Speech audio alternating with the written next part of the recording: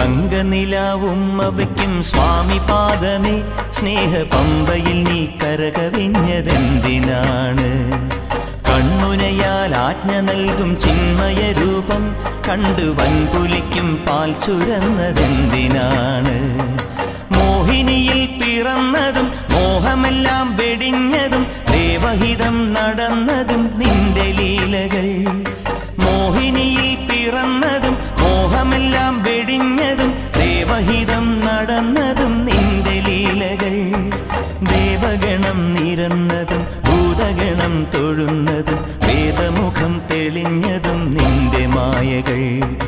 ദേവഗണം നിരന്നതും ഭൂതഗണം തൊഴുന്നതും വേദമുഖം തെളിഞ്ഞതും നിന്റെ മായകൾ.